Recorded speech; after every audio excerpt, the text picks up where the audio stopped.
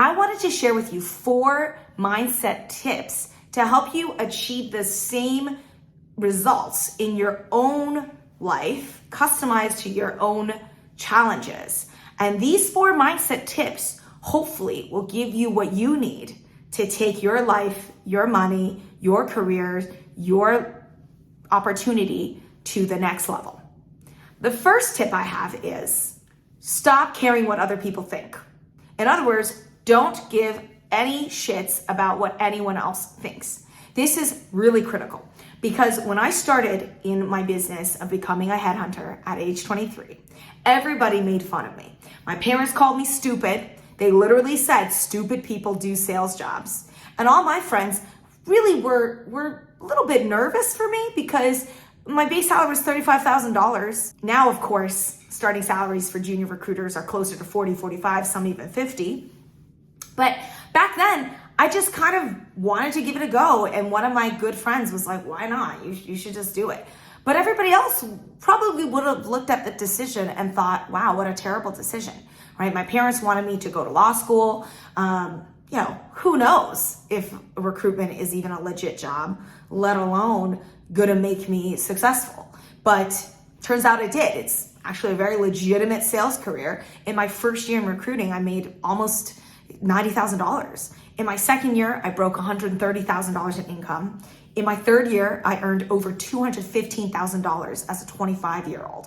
That's mind-blowing. That's absolutely just life-changing. That kind of money was just so unheard of and so inconceivable if you had asked me when I graduated college if that was what was going to happen. And it was because I didn't listen to my parents. I didn't listen to conventional wisdom, which said, go back to school and get your MBA. Thank God I didn't do that. First of all, I couldn't afford it. And it just made me go, wow, like, it's amazing, right? I had student debt, I had car debt, I had all of this debt, but I just went ahead and did my thing. And then I bought real estate in a very iffy part of New York. I took that risk and I kept looking at opportunities without fear of judgment from others. Even when I worked in the recruitment setting, a lot of my colleagues laughed at me because I house hacked deep into Brooklyn near Sunset Park.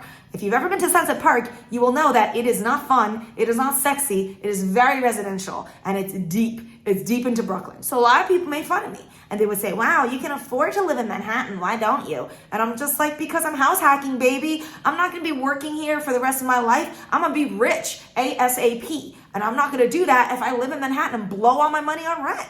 Right? So I'm over here house hacking. I'm renting out each unit. I'm the leaseholder and I'm just playing these games. I'm doing it differently, right? And so many people would just make fun of me down to the way I dressed, down to the stuff I was doing, down to the food habits I had, whatever. And I'm just not going to listen to them, right? When I first started recruiting, I was eating Subway sandwiches and hot dogs. And, that was a personal choice. I didn't want to blow my money and take out credit card debt to eat at fancy restaurants, eat salads, which are very expensive, or other things that I knew was going to detract me from my goal, which was to become a millionaire by 30. You're not going to be a millionaire if you spend all of your millions by 30. So I had to do whatever I could to keep as much money in my pocket as I could. And that included living in areas that other people did not find respectable or nice, buying stuff that was cheap and on clearance and used, and never having to buy new things like used mattresses. I never bought new mattresses because I'm not gonna blow 4 figures on a freaking mattress. I can sleep just fine on a $40 used mattress from some fancy schmuck that lives in Manhattan, right? So again, all these little decisions really helped me not only define myself as an individual, but also get me closer to my personal goal that has nothing to do with conventional wisdom, because conventional wisdom isn't that everyone becomes a millionaire by 30. And so I knew I had to do something different if I wanted a different result. The last note I want to share about not giving a shit about what others think is also related to business. When I became a headhunter, I was 23 years old and I was selling to legitimate business leaders at big pharmaceutical organizations that were double to triple my age.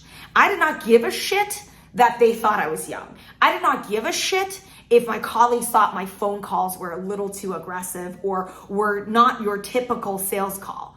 I did not give a shit about how anyone felt about me. I was intent on my goal, which was to get great candidates, sell them to great clients, and get deals done. That was what I gave a shit about. And because I was so focused on what I gave a shit about, I never let anyone else's opinion impact my view of myself, where I was going, and how I conduct my business. That includes candidates or clients that were rude to me and were not very friendly and did not treat me with the respect I deserved. And that was okay, because I don't give a shit about how they feel. And that's a genuine feeling. I did not care at all what Susie and Brian thinks about me. I'm here to do my damn job, and I'm going to do my job right. And that means communicating and talking about things that may not make you feel comfortable, because I need to do my job and take care of my business. Because I had that very black and white approach, it kept me sane, because I never ever took offense at what other people said or did, since I don't give a shit. And also, it gave me the confidence to do what I needed to do to get to where I wanted to go, because I did not give a shit about how other people feel, because I have a job to do. And in tough jobs, that's a very critical mindset piece to have. Just like being a landlord. Being a landlord, I don't give a shit if my tenants don't want to pay rent. I don't give a shit about that. I don't think most people want to pay rent. But I have to collect rent regardless, because that's kind of how the business goes, right? So just all of these mindsets are critical if you want to get anywhere in life, because you got to do tough things if you want to make big money, because nothing's going to be that simple if you're trying to do something that's a little bit abnormal. And most people striving to be successful, you're not the norm. The norm is just to stick with the status quo and do the things that everybody else wants you to do and expects you to do and expects you to behave. It takes something special within you to say no, and to gather up the courage to do what you got to do to put yourself first to get ahead. Number 2 tip for mindset advice is to be kind to people. Now, after that whole preamble of not giving a shit about what people think, you might think this is a bit of a weird follow-up piece of advice. But you just have to be friendly and likable at the end of the day. You can get away with everything I just talked about as long as people like you and understand where you're coming from. So I'm a big believer of being cruel to be kind. Many people will not tell you the truth because they don't want to hurt your feelings, they're people pleasers, and they just don't have the fortitude to confront you. But I will not be like that. I will tell you what you need to hear, because that's the only thing that will get you where you need to go. This is part of tough love, or whatever you want to call it. My parents raised me like this, although they kind of did it a little too hard. But the reality is the same, is that they never shielded me from the reality of the situation. At the same time, they were not mean people to at least people outside of our family. So when you're dealing with people, you have to be firm. And of course you can be friendly. You can be very kind and very nice and very caring, but only to those who deserve it and will reciprocate. You have to be very careful who you give your love and energy and goodwill to, because other people will not be so kind back, and you have to be tough in those instances, right? But at the end of the day, you got to still treat people with dignity and respect. So when I go into a restaurant, especially since I used to be in hospitality, I would never be rude to anybody. If someone's having a rough day, I'll still tip them well, because I understand. I've been in that role before. I know how shitty of a job it is and how much crap you have to go through every single minute of the day. So being kind to people, being kind to your customers, also, it's just smart business. It leads to loyalty and also to vendors. So when I'm doing real estate and I need contractors, I'm going to be nice to them as much as I can. And yes, some will take advantage. And yes, some are not great. But the ones who are great, they will stick with you and they will be loyal to you and they will prioritize your projects ahead of everyone else. And I have a great example of that. I have a contractor I've been working with since 2017. And now work is so busy for him, but he's still prioritizing me because I've always consistently treated him with respect, especially in insular communities. So when I'm trying to get people to take care of my lawn work and I'm hiring people to do the landscaping, that person is related to the architect. So if I'm not nice to their cousin, the word gets out that I'm a bad customer. And people don't want customers, even if customers pay, if those customers are going to be difficult and awful people to deal with, because there's more where that came from. There's always an unlimited amount of customers, and vendors have a choice as well. That includes real estate agents. Why would you be rude to your real estate agent who's trying their best to sell your property? And a lot of people who aren't very seasoned in investing will be very demanding of their vendors, because finally they will have a role where they can be king of the hill, when in reality, if you've been in business long enough, you know that you're just another small fry in the bigger basket of French fries at McDonald's. So at the end of the day, you gotta be nice to your vendors, to your contractors, to anybody that you come across, your painters, I'm talking a lot about real estate vendors because I do outsource quite a bit of my work in real estate, but also to your tenants, right? You wanna have good relationships with people in your life. And obviously, as it relates to my recruitment business, I am nice to my candidates, to my clients, but I'm also gonna call them out on their bullshit, when they're being unreasonable, when they're saying things that don't make sense. I am going to confront them because I am cruel to be kind, letting them know, hey, that doesn't make sense and that this doesn't work for me, because business-wise, there is no alignment here if we're living on planet Mars and you're over there on Venus and we're just talking different lingo, right? So again, at the end of the day, being really tough on people also includes being also very fair and nice to them as well, and not playing that client card as many times as you would like to play. And yes, I've had those moments where I've absolutely wanted to go crazy on somebody and wield the power that I have as a paying customer, but I rarely do that, if ever, because it's also not smart. It's just not smart business. Number 3, if you can't tell already, I'm extremely confrontational. It's not because I have a sick desire to confront people, although I do enjoy fighting off bullies, because I've been bullied a lot in my youth and in my adulthood, quite a few times actually. As a minority and as a woman, it's inevitable that people are going to attack you and view you as weak and try what they can to get one up on you.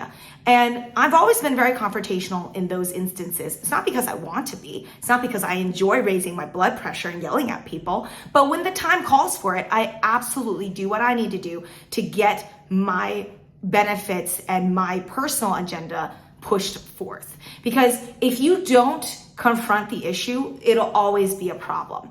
It'll happen again and again. It'll also just be a pattern that might repeat itself in your life in many different realms and business. So you kind of have to set the stage from day one that you're just not going to accept that kind of behavior for anyone to treat you poorly and then you just sit there and take it, right? Being confrontational is a very important life skill that they don't teach in classes, but it is a big business and life hack, is to bring up the issue. And sometimes for me, it's tough. I don't like evicting people at all. I don't enjoy it, but I've had to evict people because they either don't pay their rent or they're extremely bad tenants that are damaging things and making lives for other tenants badly in the situations that I've had with multifamilies.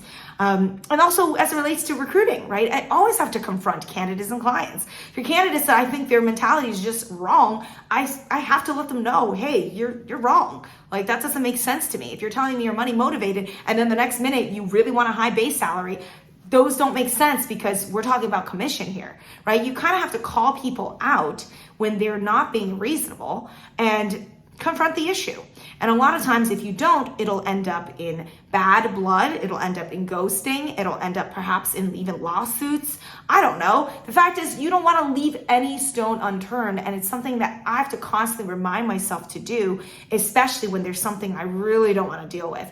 Every time I've not confronted a situation, it has made my life worse, cost me more money, landed me in really hot water, and it's never been good. Never been good. So a lack of confrontation is very dangerous. It could lead to financial setbacks. It could lead to mental anguish, and it could definitely to very unideal outcomes, like actually negative outcomes. So confrontation is a skill set that is invaluable and will help you in every facet of your life and business and career. The last piece of advice I would say in business and life to succeed is to think outside of the box. And this one sounds super generic, but it's true. You kind of have to innovate in some way, shape, or form, right? Like if you keep doing what everyone else is doing, it's super easy to be commoditized or to just be an average person in whatever realm, right? So it's really important to push yourself to continue being creative and thinking of new ways that you can leverage tools to grow your business, to manage some tough things you have in your life that's going on, because ultimately you are the solver of your own problems. If you're in a sales-driven environment like I am as a recruiter in the agency world, I have to constantly come up with more creative ways of how to approach my candidates and clients. And I've done that with social media. I've used LinkedIn to a different result that I think a lot of recruiters have not tapped into, right? Because they're not thinking outside of the box, they can't really create something new and do things better and make a 2.0 version of whatever it is they are doing, because it takes work and effort, sometimes work that you're not being paid for. So thinking outside of the box really has nothing to do with immediate financial gain. It just means recognizing areas of your life and business that you could do differently. So it's just consistently expanding your horizons, taking risks, and not necessarily sticking with any specific playbook, because the playbook is always changing. And if you're using yesterday's advice for today's world, you are behind. So thinking outside of the box is a necessity now.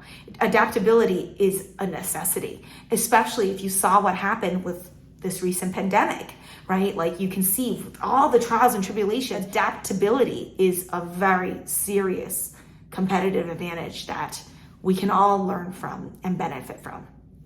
I hope these 4 mindset tips will help you increase your ability to get what you want out of your career, your life, your money, your personal relationships, what have you.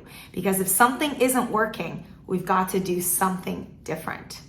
Please drop me more notes, comments, ideas, and suggestions for me to address in future videos. I'm here for you. I can't wait to make more content for you, and I hope you got something out of this video that you can leverage right away. Drop me a line on what that is, your key takeaway from this video, and I can't wait to make more great content for you.